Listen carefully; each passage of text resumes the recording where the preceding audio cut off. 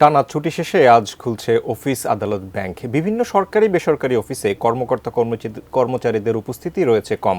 কুমিল্লা থেকে বিস্তারিত জানিয়েছেন হুমায়ুন কবির জীবন।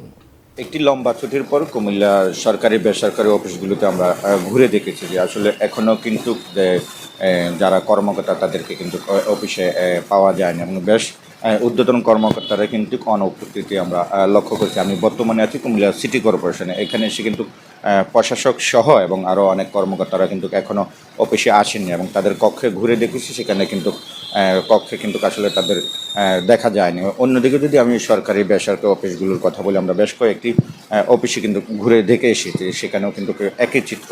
আসলে একটি লম্বা ছুটির কারণে কিন্তু এই কর্মকর্তাদের উপস্থিতিটা আমরা দেখতে পাইনি এবং অন্যদিকে কিন্তু যারা সাধারণ মানুষ যারা সেবা নিতে এসেছেন তারা কিন্তু আসলে তাদেরকে না পেয়ে কিন্তু হতাশ হচ্ছেন এবং সকাল 9টার পর থেকে কিন্তু এই সকল সরকারি বেসরকারি অফিসগুলোতে আসলে ঊর্ধ্বতন কর্মকর্তাদের দেখা যাচ্ছে না। তো আসলে এই লম্বা ছুটির পরে যে সরকারি এবং বেসরকারি অফিসগুলোর কার্যক্রম কেমন স্বাভাবিক আছে কিনা সেই বিষয়ে যদি আমি বলি, যে আসলে এখনও কিন্তু সাধারণ যেভাবে স্বাভাবিক দিন কাটায় যে সিটি কর্পোরেশনের কর্মকর্তারা এবং সরকারি অফিসের কর্মকর্তারা, তেমন কিন্তু আসলে দেখা যাচ্ছে না। তো বলা যেতে পারে যে একটি লম্বা ছুটির কারণে কিন্তু এই প্রভাবটা পড়েছে এবং যারা সাধারণ মানুষ তারা কিন্তু আসলে সেবা থেকে বঞ্চিত হচ্ছেন এবং সকাল 9টার